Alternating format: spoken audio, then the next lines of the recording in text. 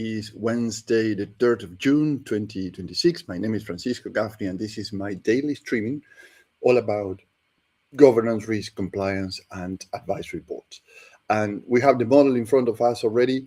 This is what we are going to piece by piece throughout the week. Yesterday we spoke about scaling a company. Today we are going to talk about predictability and growth. Tomorrow about systems, and on Friday about the edge, the things that make your innovation or transformation meaningful and more predictable. More predictable, I mean, actually, because it's a lot of ambiguity, uncertainties, and say how you build that edge for the future. Now, today I have something special because let me move the model around because I'm going to show you something. This is what I spoke yesterday. This is where we're going to focus today. But at the end of this streaming today, I'm going to go through this chart that I prepared because usually I receive feedback. I say, you are giving us in verbally all these 30 minutes or less pointers at the end of the call or the streaming, but it's very hard to understand what it is. That's fine. So I started to build them. So I will start to show them at the end of the call as when I go through that section, just to make sure that you have the visual cue, how it looks like in a real advisory board operating system environment, right? Okay, so let's kick off today because as I mentioned, we are moving to the right side of the model, which is growth and capital. And this is a predictability stage. And I receive feedback also that some people say, well, predictability is hard to pinpoint. But this is true because nobody knows what will happen next in the next hour, next day, next month. But this side, particularly in this model, sits near the revenue and the assets. And this is more predictable, right? So at least you have a direction where you're going, what you're going to do. And that is exactly the point. So revenue is not the same as value. And here's what I want to make this big distinction. So people think that, or many founders, or perhaps you, I'm thinking that revenue is the same as the value of the organization. It's the same that some people have this confusion that we spoke yesterday. Scaling is like a wage. So your operation expenses are constant, but your revenue is increasing. But in the growth stage, your revenues and your expenses are running in parallel. And revenue itself is not the same as value.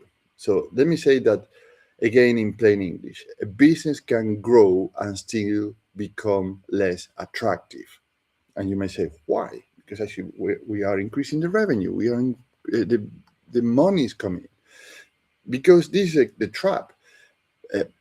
Growth brings more pressure. Yeah, it's true. Bring more clients, it's more stock, more delivery, more people, more expectations, more working capital, if you may, more small decisions that nobody sees until the cash gets tight. And that's where you start to see revenue is not really value. A founder or yourself might look at the turnover and think, oh, we are growing. This is great. But the bank balance says something is wrong. Now, this is where you need an advisory board to slow the thinking down and sharpen the questions. Not slow the business down, right? It's the thinking. Slow the thinking down because rushed growth can hide very bad economics. Now, let's take a look at three problems you may experience already or you might going to experience, but it's good to know this and just or if you are experiencing that, is to check what will be the potential solutions. That is something I show you already at the grill at the end. But let's take a look at problem number one. Revenue is being treated as proof. And revenue is useful, of course. I'm not saying that it's not useful, but it's used as proof. And here's that doesn't tell the whole story. Some revenue is easy to win, but expensive to deliver. Some revenue makes the team busy, but not make anything better. Some revenue creates poor cash flow, believe it or not, because you are committing a lot of stock, raw material, fabrication, whatever is the case, or time, travel and expenses if you're delivering services or consulting, and your cash flow start to get tighter and tighter and tighter until you can do that collection. But yeah, it's revenue, but the collection is not there. And some revenue ties you as a founder to difficult clients that you shouldn't be there involved. And summary looks good in a slide deck, by the way, and is painful in the actual business. So that is why the board, as an advisory board, has to ask a better question, not the usual question, what did we sell, for example, which is a good question, but the better question is, what did we keep? What did we learn from this? What did it cost us, right? So is it a good revenue, but should we keep it?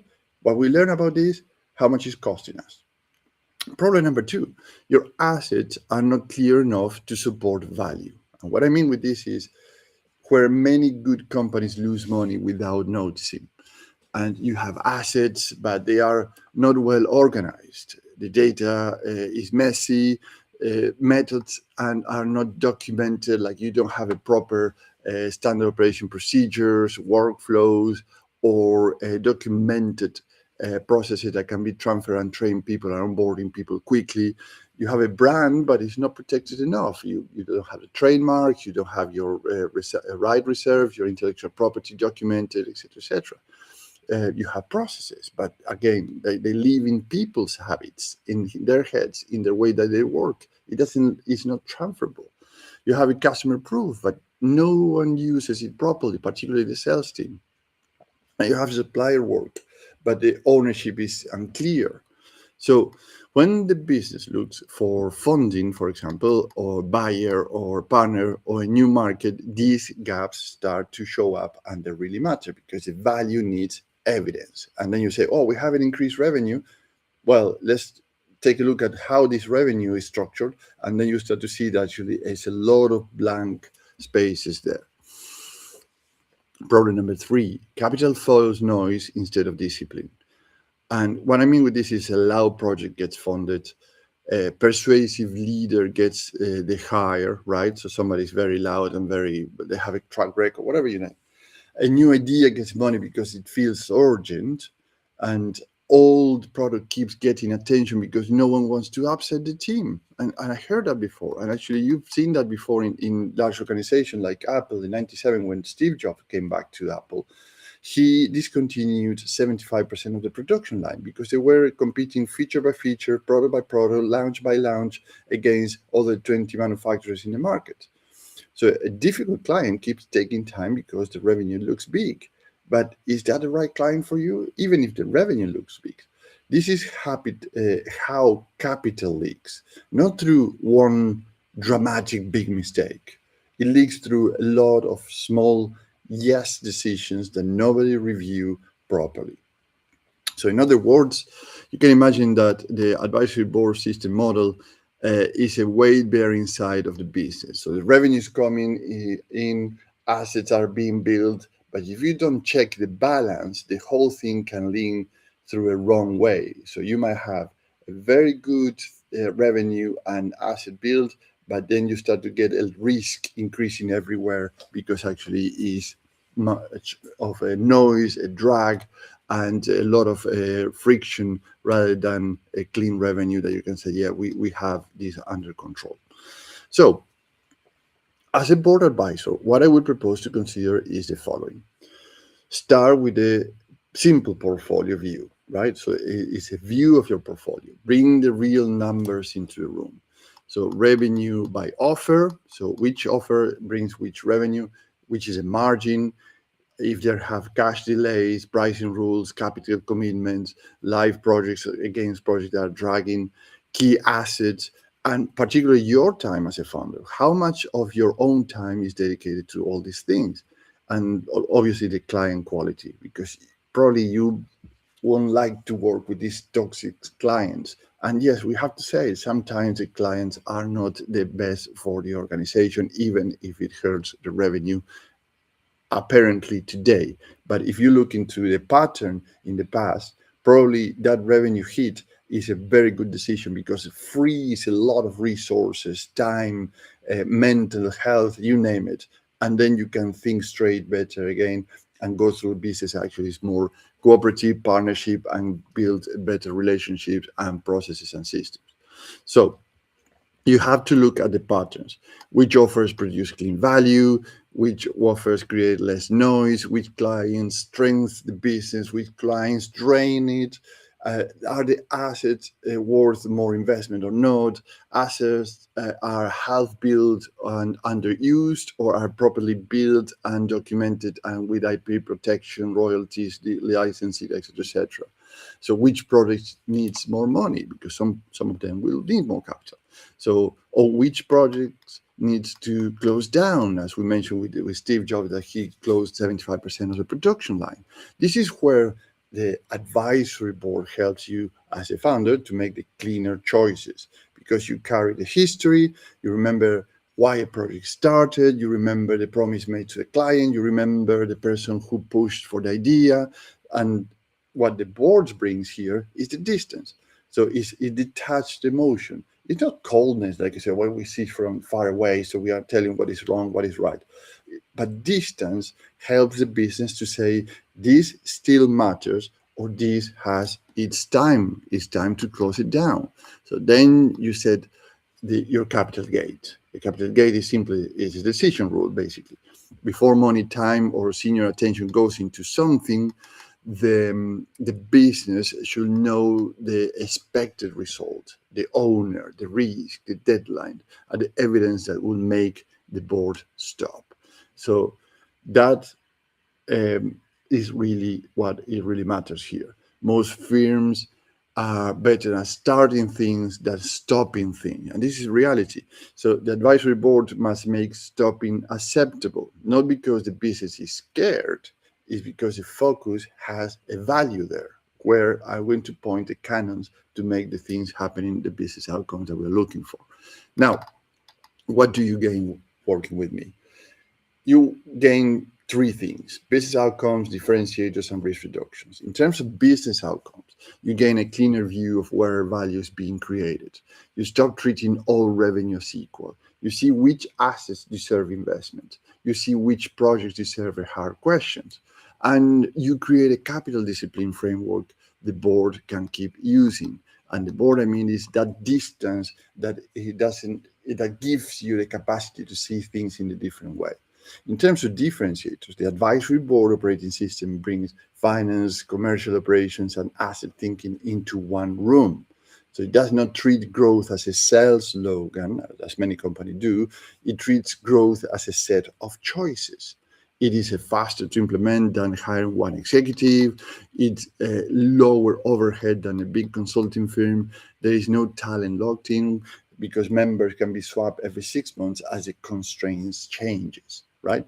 And in terms of risk reductions, it helps you to reduce the risk of growing into a cash trap. It helps reduce the risk of funding pet projects. It helps reduce the risk of weak pricing becoming normal, and reduce the risk of having assets that the business cannot prove, protect, or use. And this is very important, because you don't want these kind of assets.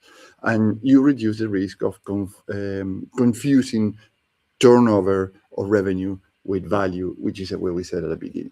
Now, here is a big thing I want to show you, and you can do this in 30 minutes or less, and actually you can do it today. So let me show you what I promised earlier. So this is the grill that we are going to do, and it's very easy to do. You see, you can take a screenshot here if you want. So pick, this is the model, how it runs. Pick your top 5 revenue lines, right? So that's on the left. For each one, ask this question: does this line of revenue create cash, confidence, and future value? Or this revenue line, does it create noise, delays, and founder drag, your time, your drag, your team, etc., etc.? So gives one a simple answer: yes, no, put, or perhaps the word is a create cash, or a word that say confidence or future value, or the other way around, is noise, is delays, or drag. So then you assess that in 3 categories: keep growing, fix properly, or stop feeding it. As simple as that. So you can make a cross or a tick, whatever is the case that you want to do it.